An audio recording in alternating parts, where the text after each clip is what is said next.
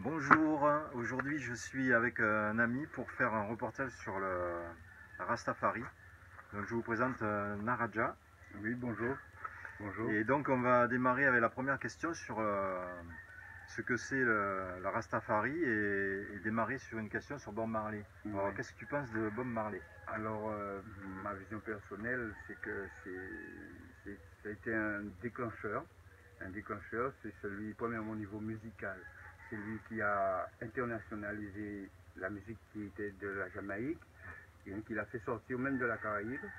Euh, C'était le reggae en fait. Oui, donc on est passé par le ska avant, mais ensuite le reggae est venu. Donc, et en plus, donc ils ont été internationalisés et c'est là qu'il a fait pas mal de tournées. Donc il a un peu bougé les consciences. C'était à la fin des années 60, de la période des années 60, c'était un aboutissement. Donc on avait découvert dans l'année 60 que tout le monde avait un mental, qui avait la mentalité, parce qu'avant on considérait les gens que par leur physique. Donc c'était un homme était un homme, mais on ne considérait pas le côté mental. C'était réservé à la religion, aux pratiques religieuses. Donc Bob est venu. Oui, il a individualisé, si tu veux, la spiritualité un petit peu. Voilà. Les pensées de chacun. Voilà, il a quelque part, suite à la Révolution, il a fait un peu le service après-vente des périodes 60s, les fameuses révolutions sociétales où il y a tout plein ce qui était de un petit peu les femmes ont trouvé leur droit. Il y a eu donc la remise en cause un petit peu des voilà. rythmes imposés par la société. Voilà, donc ce qu'il y a eu, c'était un grand bouleversement. Il y a eu des bonnes choses qui sont sorties et des moins bonnes. Parce que dans toute expérience, il y a des bonnes et des moins bonnes choses. Bien sûr. Donc les bonnes choses, c'est qu'on a appris qu'il faut être cool. Ça, c'est la philosophie un petit peu rasta. Cool, c'est-à-dire avoir une mentalité positive. Éviter la compétition, les conflits. Le truc négatif, donc c'est positif. Donc c'était aussi donc, une direction de recherche pour tout le monde qui avait contact avec le phénomène. Et puis ceux qui cherchaient le chemin, une suite, eh bien, ils ont trouvé en Bob un catalyseur de toute l'agitation et aussi les évasions, les overdoses, les Woodstock, tout ça. Ça a un peu donné une tête à tout ça. Donc la tête c'est quoi? Ça veut dire que Rastafari, c'est tête fidèle du Dieu créateur. C'est ça ça veut dire, tête fidèle du Dieu créateur, pour rappeler qu'une bonne société, c'est une société qui du bas en haut se parle et discute. Il faut que les étages de la société soient en relation harmonieuse. Quelle que soit la situation, ça s'améliore après. Donc il est venu par le rythme, la musique et les textes. Il a amené des idées nouvelles. Donner, voilà, des idées nouvelles et aussi une direction par conséquent pour tous ceux qui après Woodstock, cherchaient une suite. Bien sûr. Donc, autrement dit, le rastafarisme, c'est quelque part, il n'y a pas de religion rastafari, il y a des pratiquants du rastafari. Et tout pratiquant se base sur la fidélité intérieure avec le positif qu'il y a en nous. Comme moi, je dis l'âme suprême. Ou l'être suprême qui est à l'intérieur, comme on dit, on peut lui donner le nom qu'on veut. Mais donc, c'est la petite voix positive qu'il faut plus écouter pour penser aux autres et agir aussi. Penser d'abord et agir. Donc agir dans le bon sens. C'est un peu de l'écologie intérieure, si tu veux. Voilà. Sociétale, on va dire. Écologie sociétale qui commence par la personne. Les rapports intérieurs et les rapports avec les autres. Voilà. Il y a un genre de recherche de quand même quelque chose de très important. La preuve, c'est que mon enfant, quand elle faisait sa scolarité il n'y a pas longtemps, les années passées là, elle a eu à faire des traductions, des textes. Ils ont étudié des textes à Bob. Ah oui, d'accord. Ils ont étudié un texte à Bob, des textes, je crois que c'était War ou un autre. Ils ont étudié des textes. Ils nous fait barrer. Non, mais c'est bon. Donc, ils ont étudié des textes de Bob et sa musique. Donc, jusqu'à aujourd'hui, et on voit le phénomène, tout le monde, les gens voient que maintenant, il y a plus de personnes qui voient qu'il y a peut-être une lumière par là. Mais il y a beaucoup de confusion sur le mouvement Rasta.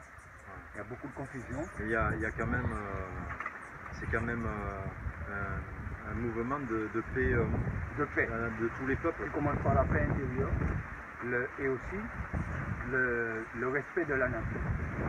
Et notre pilier, c'est que le corps physique fait partie de la nature. Donc en cherchant à respecter la nature, même le corps des autres, on apprend à mieux respecter le nôtre. Parce qu'on est sur la même planète et notre corps physique nous est prêté par la nature. J'avais une question au sujet du corps, parce qu'en fait, il y a aussi ce côté un petit peu sulfureux de la fumée, et je voulais que tu me dises ton point de vue par rapport à maintenant, le fait de fumer la ganja. Par rapport aux gens qui ont tendance à boire et pour rechercher quelque chose. Est-ce que tu peux donner un petit peu les deux aspects de la question? Donc il y a trois aspects, donc je rajoute un.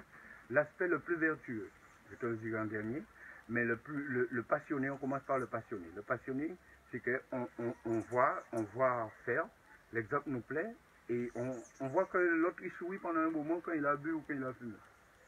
Donc on s'y met. Mais ça dépend de le potentiel et le vécu qu'on a, la mentalité. Donc, j'avais vu justement une interview de Bob qui disait qu'il ne fallait pas aller dans les excès. Quoi. Non. Il fallait rester dans quelque chose de un tout petit peu. Un peu de ganja, et nous c'est comme ça notre pratique, un petit peu de ganja, et après, ce qui compte, c'est la bonne réflexion. Parce que ce que la ganja amène, positif. Voilà, ce que la ganja amène, c'est un souffle nouveau pendant l'effet de la plante, ce qui est une plante, hein. Le principe actif, le THC4, chimiquement parlant, c'est exactement le THC4, ça a pour vertu, sa vertu même, première, c'est l'apaisement. L'apaisement du métabolisme. Mais comme disait Bob, dans une utilisation légère. Et par rapport à l'alcool qui est quand même beaucoup plus l'alcool au niveau du excitant et fait perdre aussi le contrôle, le self-control. C'est-à-dire que ça abîme aussi, ça doit abîmer quand même le corps. Oui, mais un petit verre serait bien, mais c'est l'excès qui est mauvais. Ah, bien sûr. Parce que même les moines qui ont inventé les spiritueux, la preuve c'est spiritueux. C'est bon pour toutes les solutions. Oui, c'est vrai que moi j'avais une grand-mère qui buvait des petites quantité d'alcool un petit peu blanc, et en fait ça lui faisait du bien, et elle la buvait très peu, quoi. Voilà. Pour mieux nous positionner et nous aider à plus paisiblement à faire face à nos responsabilités personnelles, mentales, spirituelles, familiales, voisinage, et aussi national, on va dire, et international. Donc tu vois, donc c'est une bonne plante, mais comme toutes les bonnes choses, mal utilisées. Il faut pas en abuser. Mal utilisées dans l'ignorance. Dans l'ignorance, c'est pas leur faute, hein. Ils sont pas coupables de rien. Hein. C'est que c'est l'ignorance. Le fait de ne pas savoir qu'il faut une toute petite dose pour pouvoir solutionner. Un peu de levain fait lever toute la pâte. Donc, et là, puisqu'on était dans les boissons, tout ça, maintenant, et si on pouvait parler un petit peu de tout ce qui est écologie alimentaire, voilà, donc quelles sont les pratiques utilisées au niveau alimentation? Donc, à niveau alimentation, au niveau donc je vais prendre du côté scientifique, de la vision scientifique des choses. Les scientifiques dans ce domaine, admis que le sucre, les protéines, trop de protéines et la viande animale, l'animal étant tué dans des conditions dans un stress, voilà. Il y a beaucoup en ce moment, il y a beaucoup de reportages sur les abattoirs, justement. Il y a une toxine qui est produite quand l'animal est stressé et meurt stressé. Bon, ça c'est un. Parce que dans le sacrifice, ça vient, manger les animaux vient de sacrifice, hein, et de chasse aussi. Donc même les chasseurs faisaient un rituel, ils coupent un petit morceau d'oreille, ils donnent à la nature. Ça c'est pour enlever le côté brutal de ce fait. Le respect de l'animal. Voilà, le respect.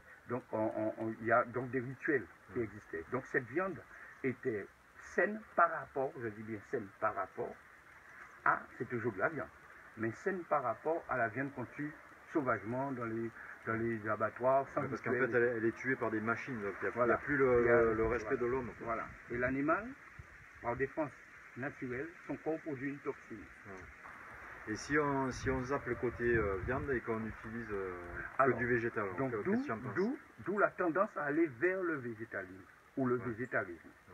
Donc le végétarisme, c'est quand on inclut, comme tout le monde sait un peu, les œufs, voilà, le lait, les dérivés.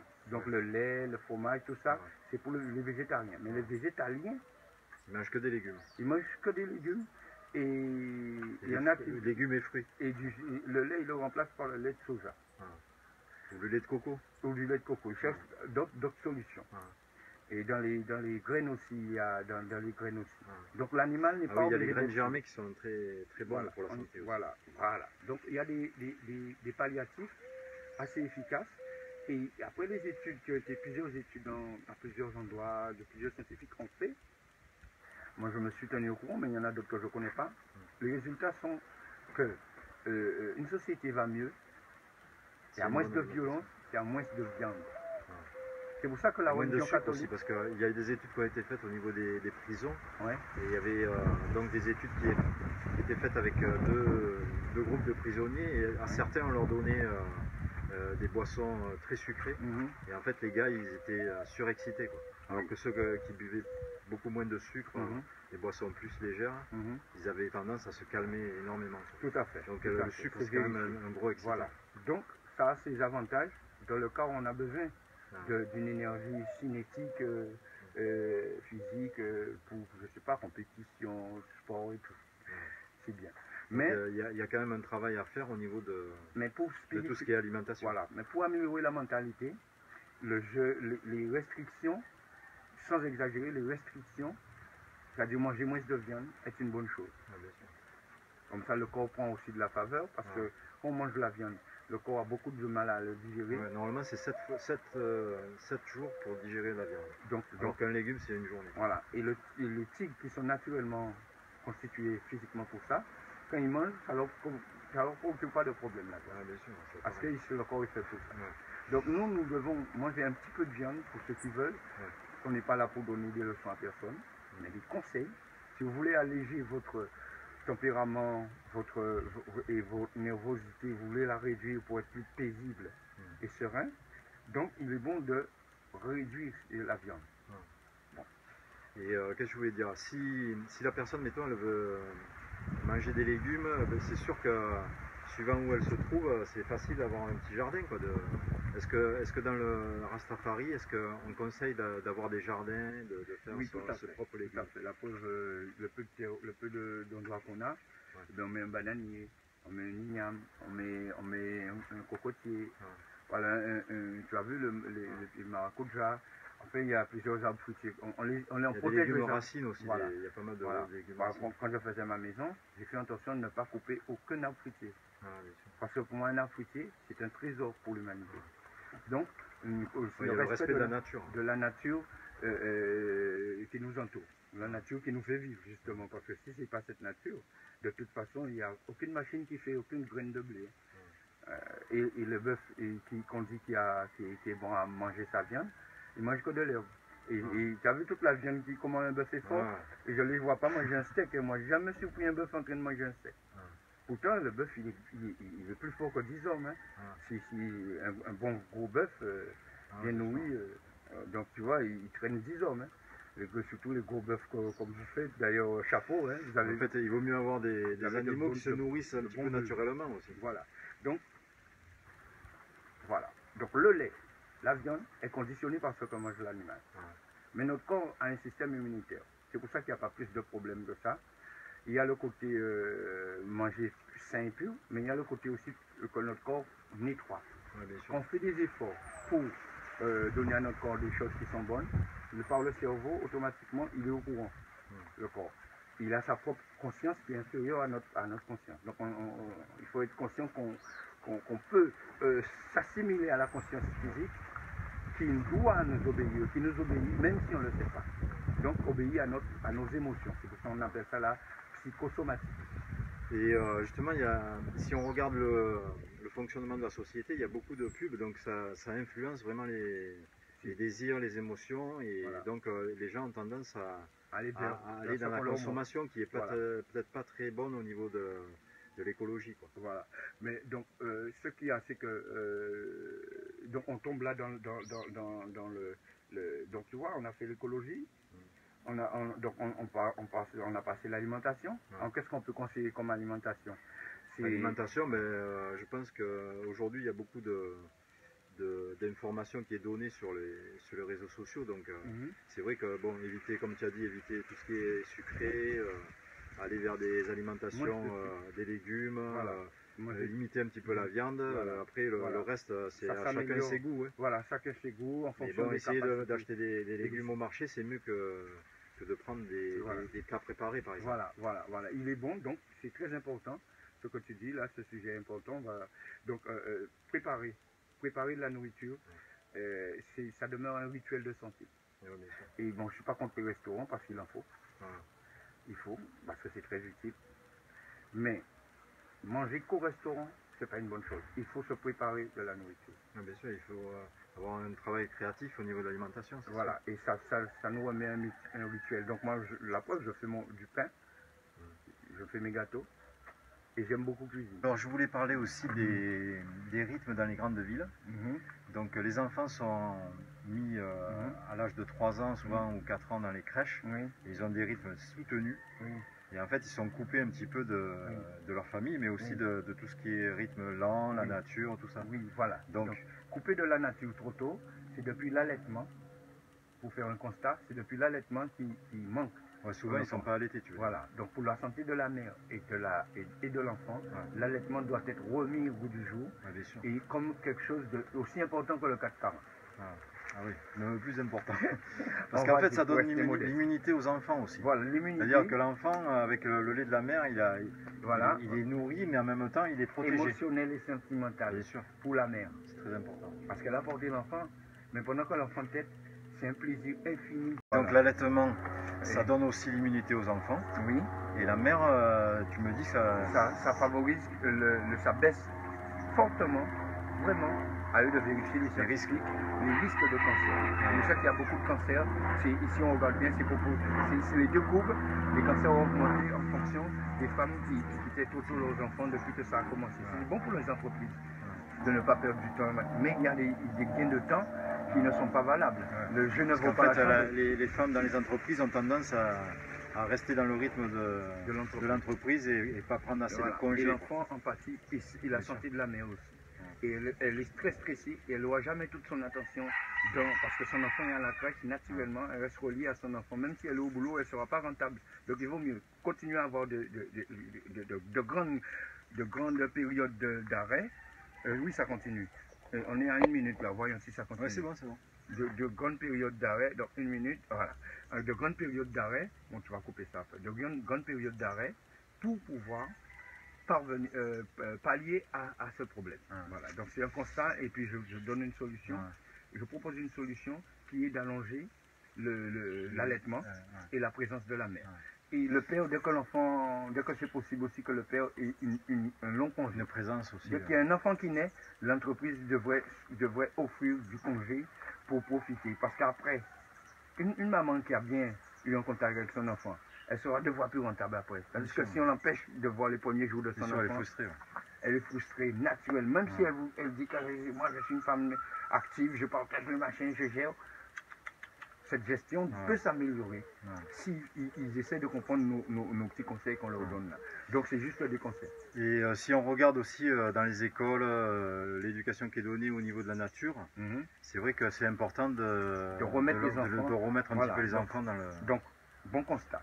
Un petit jardin dans chaque école, ce serait l'idéal.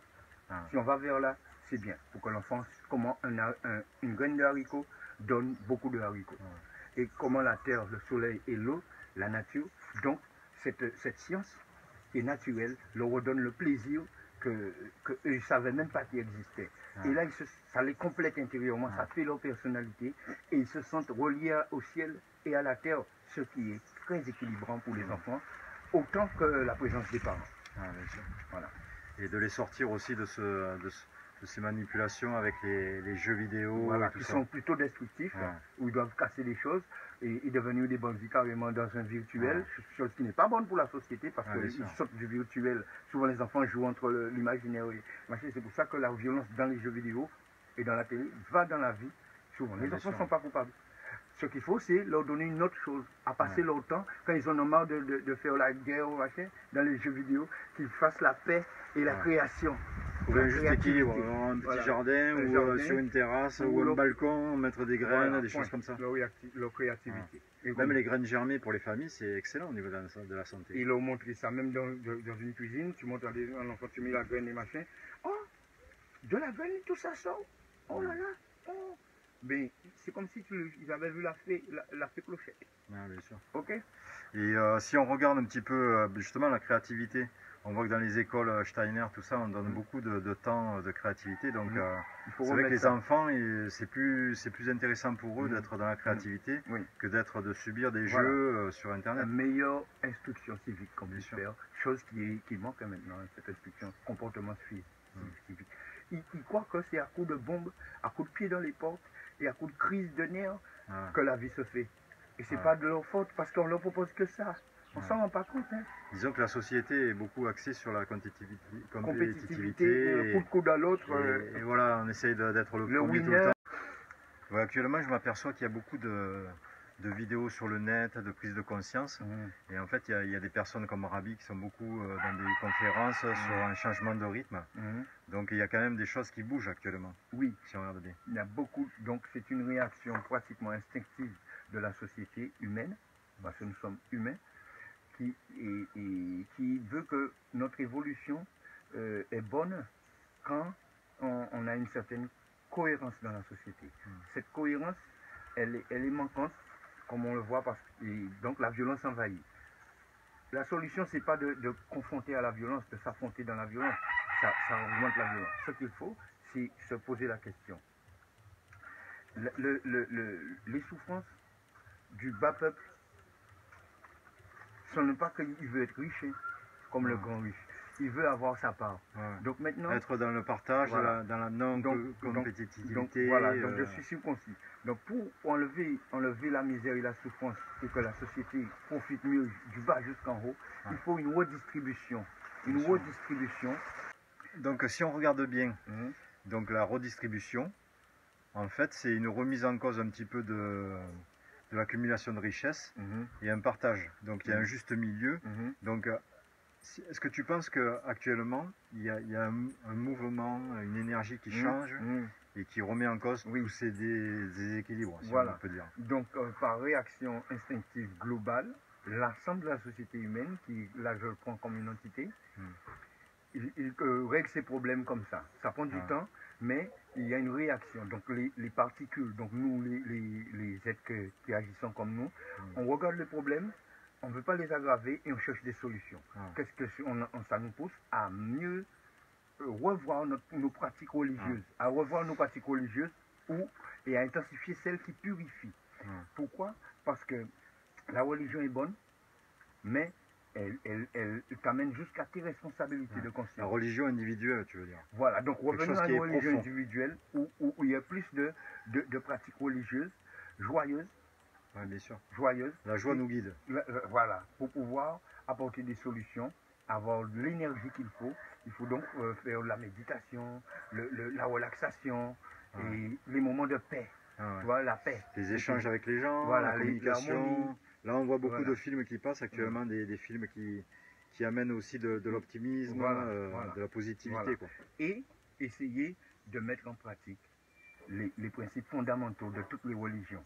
C'est-à-dire, nous sommes une humanité et chaque individu doit être tous les peuples sont frères. Voilà. Donc, faire évoluer la mentalité en essayant de pratiquer pour le bien des enfants. Voilà. Ce qu'il faut faire attention, c'est aussi les infos qui sont un petit peu alarmistes et qui dressent les peuples les uns contre les autres. Ça aussi, c'est flagrant dans les médias. Voilà. Mais tout cela. En fait, si on rencontre les gens, les voisins, tout ça, on se rend compte que c'est pas la réalité. C'est pas la réalité. Donc, souvent, les médias généralisent. C'est leur job. Voilà. Mais nous devons, chaque citoyen, faire le tri des informations. Doit regarder le ciel et se dire, je suis responsable sur la terre. Bien sûr. Mes pensées et mes vibrations, mes actions, peuvent retomber sur tous les enfants du futur. Mais on sent quelque chose maintenant agit sur le passé. On sent quand même un mouvement de paix qui arrive, je trouve. Voilà, donc donc c'est un travail de fourmi. On va prendre pour finir l'anecdote de l'histoire de l'oiseau. du colibri qui va prendre de l'eau dans son bec, qui voit un incendie de forêt, qui va prendre de l'eau dans son bec pour éteindre l'incendie. Et il dit, moi peut-être que je ne vais pas y arriver, mais moi je le fais quand même. Et si tous les oiseaux et tous les animaux allaient prendre de l'eau pour verser sous l'incendie, il n'y aurait plus d'incendie. Donc nous devons chacun, pour revenir à nous, chaque être doit prendre ses responsabilités. Et amener son petit grain de sable. Dès qu'on décide d'essayer cela, on se porte mieux, quel que soit le stress qu'on avait, on sort du stress. Ça ouvre le stress comme un laser découpe une barre de glace. Ça ouvre le stress et cette énergie vient du cœur. Donc il faut réveiller les énergies sincères du cœur qui a été un peu pris sous les autres devoirs sociaux et familiaux. Il faut réécouter le cœur. De toute façon, actuellement, il y a beaucoup des études qui sont faites en disant que le cœur, c'est lui qui commande de plus en plus. Voilà, l'endroit de sincérité où on est conscient du présent et du futur dans lequel on doit laisser les générations futures sur une terre qui va être améliorée par notre vision des choses. Nous devons nous engager devant nous-mêmes, d'être fiers, de tendre à la créativité, de voir tous les enfants comme nous sommes responsables du futur de tous les enfants. De l'éducation créative. Voilà. Donc pour qu'on parte avec le sourire, parce qu'on va tous partir, pensons à chaque jour, œuvrer dans le sens où nous proposons là, ou écouter plus la sincérité. Et ça c'est une grande force qui nous donne de la joie. Donc, bon, ben écoute, je te remercie de tous ces enseignements que tu nous as donnés, de tous ces conseils.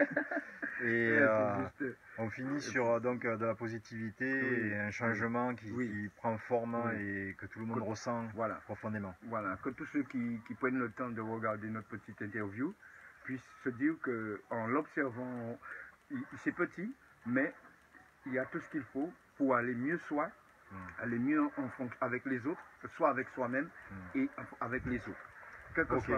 Quel que soit le domaine d'activité, le mental est toujours l'instrument dont use l'âme consciente que nous sommes des âmes conscientes. L'âme consciente doit utiliser donc sa priorité, son autorité sur le mental pour faire évoluer sa mentalité en fonction de ce que nous proposons. Voilà. Et travailler beaucoup avec le cœur. Voilà. Je te remercie. Et le cœur, c'est la sincérité, présent là maintenant. Je te remercie beaucoup. Pour le bien de l'humanité. Et que tout le monde puisse Au revoir tout le monde. Oui, humblement, portez-vous bien.